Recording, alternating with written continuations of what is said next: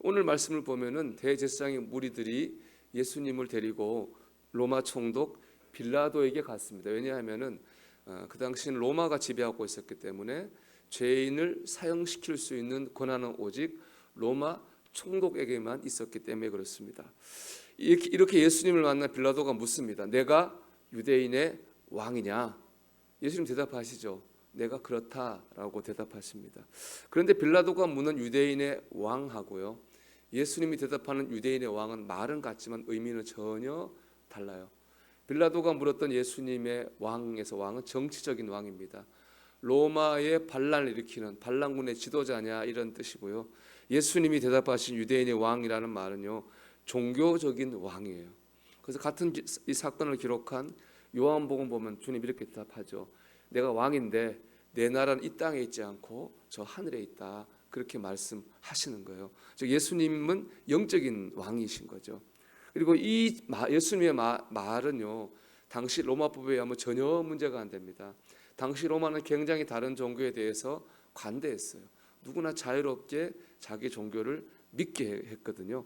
그렇기 때문에 빌라도가 보기에 예수님은 전혀 죄인이 아닌 거예요. 이 예수님과 빌라도의 대화를 대제사장의 무리들이 지켜보니까 이거 예수님이 무죄가 날 것 같잖아요. 그러니까 3절에 보면 여러 가지 죄로 예수님을 또 고발해요.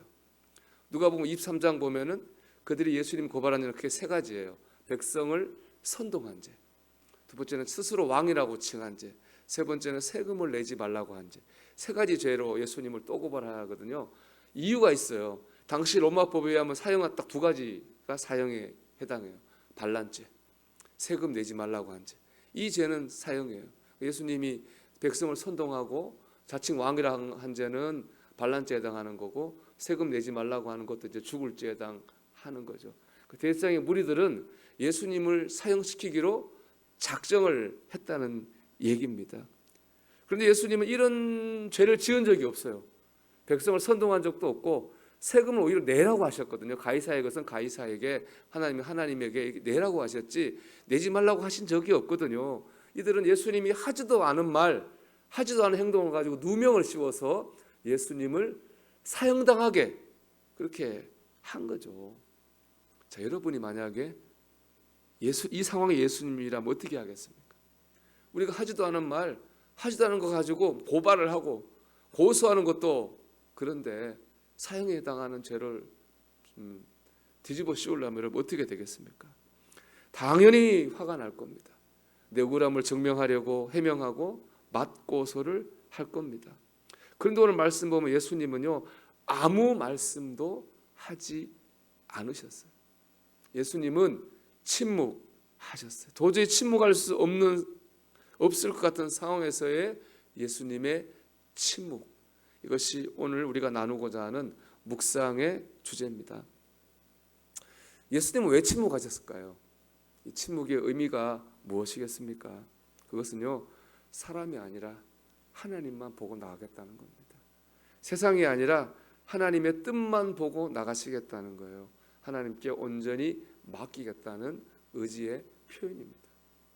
우리가 어제 살펴본 것처럼 주님은 겟세마네 동산에서 기도하면서 하나님께 모든 걸 맡기기로 결심하셨어요. 내 뜻이 아니라 아버지의 뜻대로 하기를 결단하신 거거든요. 주님은 그 결단을 따라서 나아가신 겁니다. 그래서 뭐 대제사장의 무리가 이렇게 하고 빌라도가 저렇게 하고 라고 하는 것 같듯 실은 그 속에서 다 역사하시는 하나님의 뜻과 계획을 바라본 겁니다. 그 때문에 거기에 반응하지 않고 침묵하시면서 오직 하나님만 보고 나가신 겁니다. 우리도 사실 결단도 하고 결심도 합니다. 하나님 바라보고 나가야지, 하나님께 맡겨야지, 그런 마음을 먹고 또 말도 그렇게 하죠. 그러나 우리의 삶을 돌아보면 정작 그렇게 마음을 먹었다 할지라도, 그런 말을 했다 할지라도 정작 사는 모습 보면 언제 그랬냐는 듯이 사람을 보고 환경의 변화에 따라서 일희일비하고 흔들립니다. 제가 한번 생각해 봤거든요.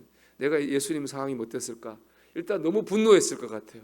이 악한 대제사장의 무리들 나한테 누명을 씌워. 그러다가 빌라도를 보면 기대했을 것 같아요. 아, 빌라도 하는 거 보니까 내가 살겠네. 역시 정의는 살아있어 라고 하다가 그 다음에 또 이제 빌라도가 사람들한테 예수님 살려주랴 바라바 살려주랴 할 때 사람들이 바라바 살리라 하잖아요. 그것 보고 실망했을 것 같아요. 야, 틀렸구나. 분노, 기대, 실망 왔다 갔다 했을 것 같거든요. 하지만 예수님은 전혀 안 그랬어요.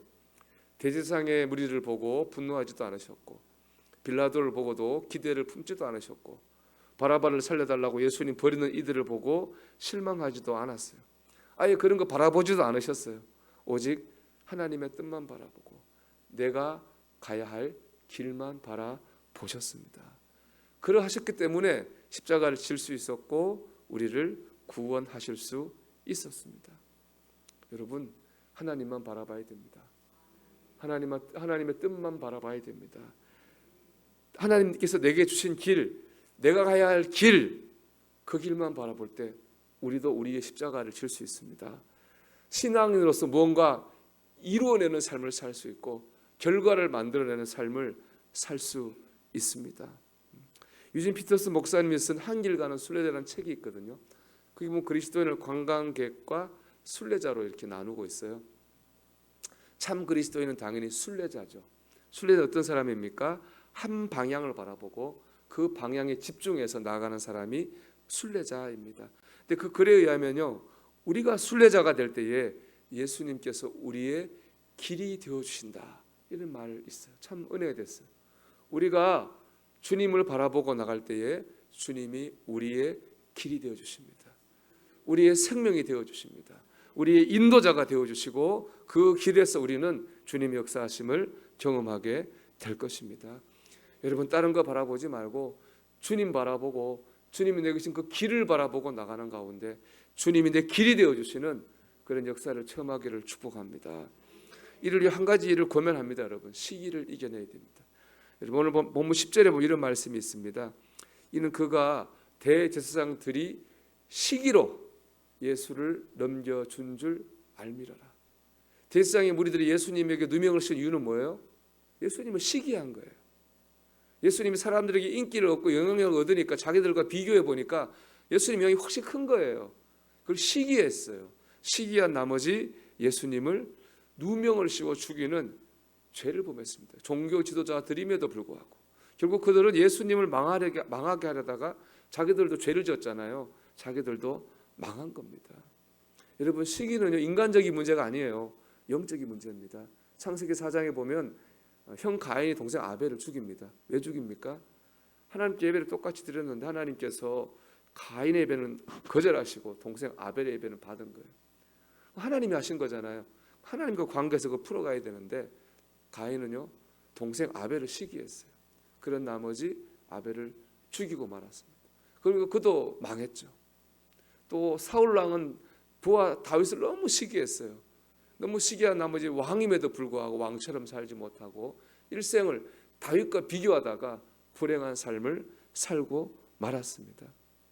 여러분, 다른 사람과 비교하다 보면요, 내가 해야 할 일 못합니다. 내가 할 수 있는 일도 못합니다. 또 정작 내가 받은 복도 다 누리지도 못하고 살게 되는 겁니다. 이것도 뭐 비교라고 좋다고 할 수 없지만 저는 마음이 어렵고 괴로울 때 문득 하나님 그런 생각이 나게 하시더라고요. 제가 장애 목회할 때 생각을 나게 하실 때 가끔 있습니다. 그때 같이 신앙생활 하던 분 중에는 내 발로 걷고 뛰지 못하고 내 손으로 화장실을 간다거나 뭐 밥을 먹는다거나 우리가 하는 아주 일상적인 일을 못하는 분들도 계셨습니다. 그분들에 비하면 저는 너무나 많은 것을 가지고 있어요. 그런 생각이 들더라고요. 내가 이렇게 많은 걸 가지고 있는데 왜 내가 불행해야 되지? 왜 불행하다고 느껴야 되지? 그런 생각이 사실 그때 들어요. 그러면서 내가 불행하다고 느끼는 게 죄스럽게 느껴지더라고요. 정신이 번쩍 차리는 경우가 있었어요. 그분하고 비교가 하나님 주신 거잖아요. 하나님 우리에게 주신 것들이 이렇게 많이 있거든요. 근데 우리 스스로 다른 사람을 바라보면서 그걸 누리지 못하고 사는 거예요. 그걸 행하지 못하고 사는 거죠. 참 어리석은 인생입니다. 여러분, 다른 거 보지 말고 주님을 바라보고 주님이 내게 주신 그 길만 보고 나아가시기를 바랍니다. 우리 그 길 위에서 주님이 내 길 되어주는 걸 볼 것이고 그 길 끝에서 주님이 주시는 영광의 면류관을 받게 될 것입니다. 오늘도 주님이 그렇게 하셨던 것처럼 주님을 바라보고 주님이 내게 그 길만 바라보고 나아가는 저와 여러분이 되기를 주의 이름으로 축원합니다.